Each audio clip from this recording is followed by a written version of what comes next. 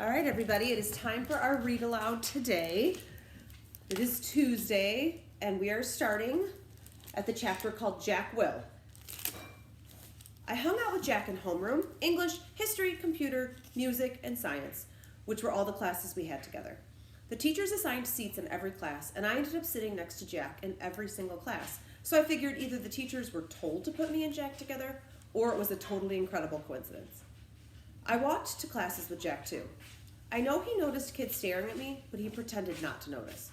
One time though, on our way to history, this huge 8th grader who was zooming down the stairs 2 steps at a time accidentally bumped into us at the bottom of the stairs and knocked me down. As the guy helped me stand up, he got a look at my face, and without even meaning to, he just said, "Whoa." Then he patted me on the shoulder like he was dusting me off and took off after his friends. For some reason, me and Jack started cracking up. "That guy made the funniest face," said Jack as we sat down at our desks.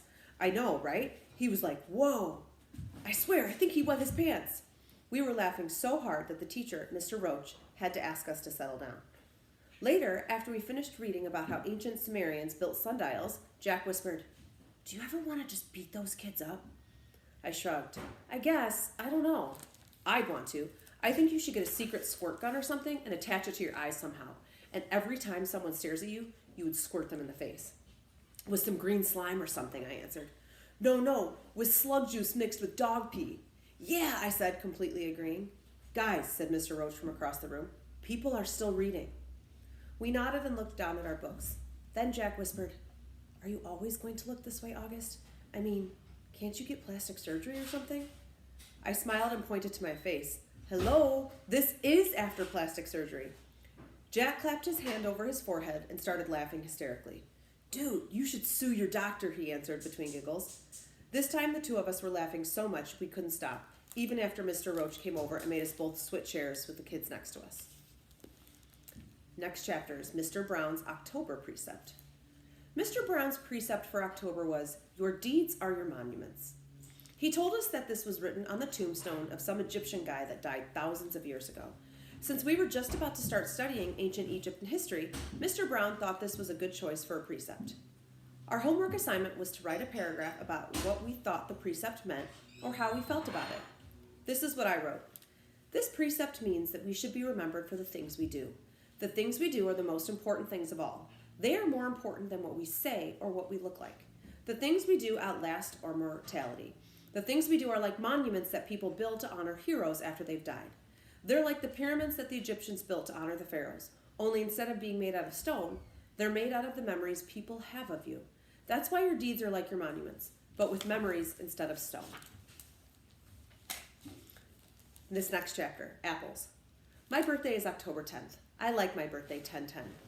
It would have been great if I'd been born at exactly 10:10 in the morning or at night, but I wasn't. I was born just after midnight, but I still think my birthday is cool. Okay, little special treat. My birthday is also 10-10, and I have also always thought that it was such a cool birthday to have the same number for my month and my date. So, me and Augie, 10-10 birthday buddies. I usually have a little party at home, but this year I asked Mom if I could have a big bowling party. Mom was surprised, but happy.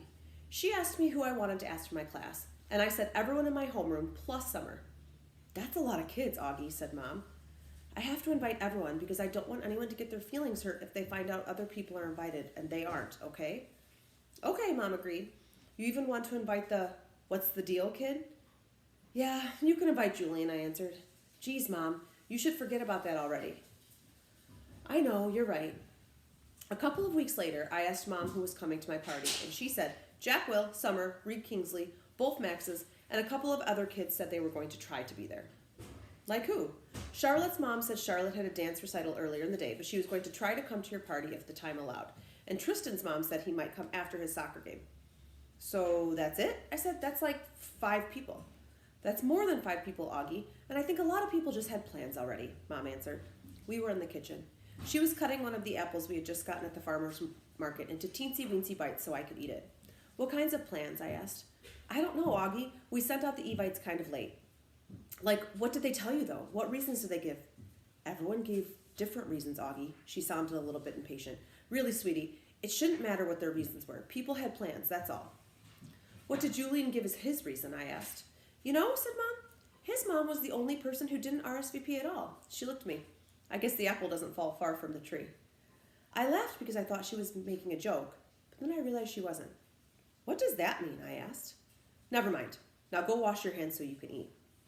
My birthday party turned out to be much smaller than I thought it would be, but it was still great. Jack, Summer, Reed, Tristan, and both Maxes came from school, and Christopher came too, all the way from Bridgeport with his parents. And Uncle Ben came, and Aunt Kate and Uncle Poe drove in from Boston, even though Tata and Papa were in Florida for the winter.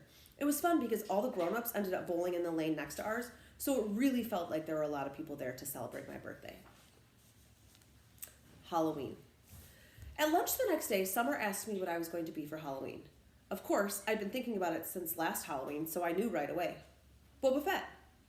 You know you can wear a costume to school on Halloween, right? No way, really? So long as it's politically correct. What, like no guns and stuff? Exactly. What about blasters? I think a blaster's a gun, Augie. Oh man, I said, shaking my head. Boba Fett has a blaster.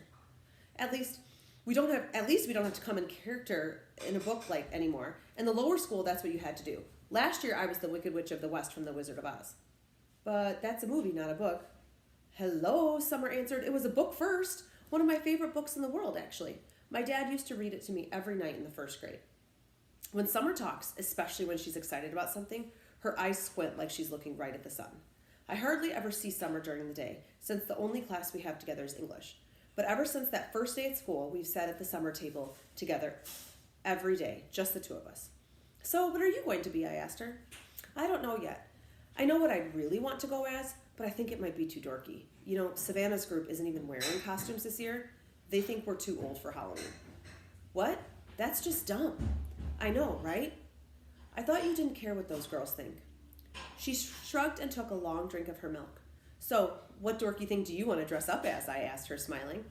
Promise not to laugh. She raised her eyebrows and shoulders, embarrassed. A unicorn.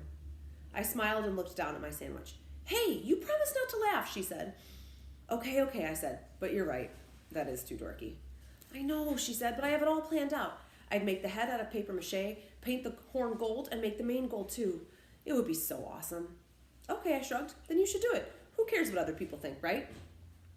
Maybe what I'll do is just wear it for the Halloween parade, she said, snapping her fingers, and I'll just be like a goth girl for school. Yeah, that's it. That's what I'll do. Sounds like a plan, I nodded. Thanks, Augie, she giggled. You know, that's what I like about you. I can tell you anything. Yeah, I nodded. I answered, nodding. I gave her a thumbs up sign. Cool beans. School pictures. I don't think anyone will be shocked to learn I don't want to have my school picture taken on October 22nd. No way. No, thank you. I stopped letting anyone take pictures of me a long while ago. I guess you could call it a phobia. No, actually, it's not a phobia. It's an aversion, which is a word I just learned in Mr. Brown's class. I have an aversion to having my picture taken. There, I used it in a sentence. I thought Mom would try to get me to drop my aversion to having my picture taken for school, but she didn't. Unfortunately, while I managed to avoid having the portrait taken, I couldn't get out of being part of the class picture. Ugh.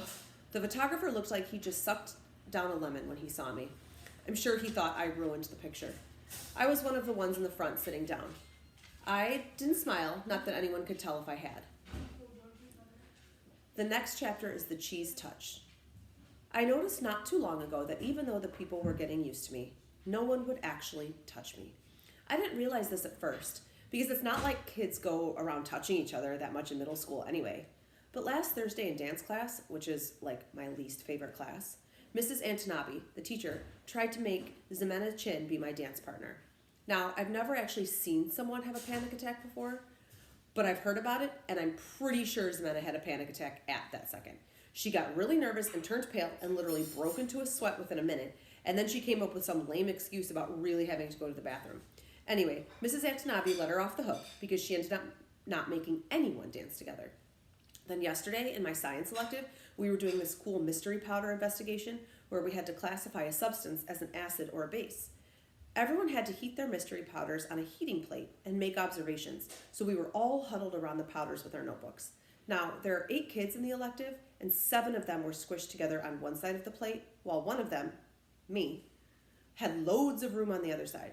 So, of course, I noticed this, but I was hoping Miss Rubin wouldn't notice this because I didn't want her to say something. But of course, she did notice, and of course, she said something. Guys, there's plenty of room on that side. Tristan, Nino, go over there, she said. So Tristan and Nino scooted over to my side.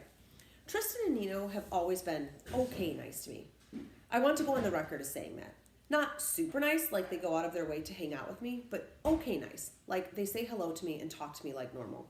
And they didn't even make a face when Ms. Rubin told them to come on my side, which a lot of kids do when they think I'm not looking. Anyway, everything was going fine until Tristan's mystery powder started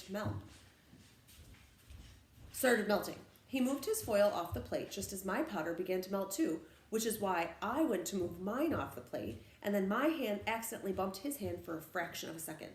Tristan jerked his hand away so fast he dropped his foil on the floor while also knocking everyone else's foil off the heating plate. "Tristan!" yelled Miss Rubin, but Tristan didn't even care about the spilled powder on the floor or that he ruined the experiment. What he was most concerned about was getting to the lab sink to wash his hands as fast as possible. That's when I knew for sure there was this thing about touching me at Beecher Prep. I think it's like the cheese touch in Diary of a Wimpy Kid. The kids in that story were afraid they'd catch the cooties if they touched the old moldy cheese on the basketball court. At Beecher Prep, I'm the old moldy cheese. Okay. Costumes. For me, Halloween is the best holiday in the world. It even beats Christmas. I get to dress up in a costume. I get to wear a mask. I get to go around like every other kid with a mask, and nobody thinks I look weird. Nobody takes a second look. Nobody notices me. Nobody knows me. I wish every day could be Halloween. We could all wear masks all the time. Then we could walk around and get to know each other before we got to see what we looked like under the masks. When I was little, I used to wear an astronaut helmet everywhere I went. To the playground, to the supermarket, to pick Via up from school. Even in the middle of summer, though it was so hot my face would sweat. I think I wore it for a couple of years, but I had to stop wearing it when I had my eye surgery. I was about 7, I think. And then we couldn't find the helmet after that. Mom looked everywhere for it. She figured out that it had probably ended up in Gran's attic, and she kept meaning to look for it. But by then, I had gotten used to not wearing it. I have pictures of me in all of my Halloween costumes. My first Halloween, I was a pumpkin. My second, I was Tigger. My third, I was Peter Pan, and my dad dressed up as Captain Hook. My fourth one, I was Captain Hook, and my dad dressed up as Peter Pan. My fifth, I was an astronaut. My sixth, I was Obi-Wan Kenobi. My seventh, I was a clone trooper. My eighth, I was Darth Vader. My ninth, I was the bleeding scream, the one that has the fake blood oozing out over the skull mask. This year, I'm going to be Boba Fett. Not Boba Fett the kid in Star Wars Episode 2, Attack of the Clones, but Boba Fett the man from Star Wars Episode 5, Empire Strikes Back. Mom searched everywhere for the costume, but couldn't find one in my size, so she bought me a Jango Fett costume, since Jango was Boba's dad and wore the same armor, and then she painted the armor green. She did some other stuff to make it look worn, too. Anyway, it looks really cool. Mom's good at costumes. In homeroom, we all talked about what we were going to be for Halloween. Charlotte was going as Hermione from Harry Potter. Jack was going as Wolfman. I heard that Julian was going as Jango Fett, which was a weird coincidence. I don't think he liked hearing that I was going as Boba Fett. On the morning of Halloween, Via had this big crying meltdown about something. Via's always been so calm and cool, but this year she's had a couple of those fits. Dad was late for work and was like, "Via, let's go! Let's go!" Usually Dad is super patient about things, but not when it comes to him being late for work. And his yelling just stressed out Via even more, and she started crying louder, so Mom told Dad to take me to school and that she'd deal with Via. Then Mom kissed me goodbye quickly, before I even put on my costume, and disappeared into Via's room. "Augie, let's go now," said Dad. "I have a meeting I can't be late for." "I haven't even put on my costume yet, so put it on already, 5 minutes." "I'll meet you outside." I rushed to my room and started to put on the Boba Fett costume, but all of a sudden I didn't feel like wearing it. I'm not sure why. Maybe because it had all these belts that needed to be tightened and I needed someone else's help to put it on, or maybe because it still smelled a little like paint. All I knew was that it was a lot of work to put the costume on, and Dad was waiting and would get super impatient if I made him late. So at the last minute, I threw on the Bleeding Scream costume from last year. It was such an easy costume, just a long black robe and a big white mask. I yelled goodbye from the door on my way out, but Mom didn't even hear me.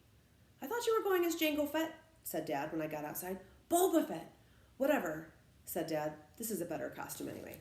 "Yeah, it's cool," I answered. All right, guys, we are going to stop there for today. The part that we are going to read tomorrow is a really good part. So I hope you guys tune in and enjoyed the story today, and I will see you tomorrow.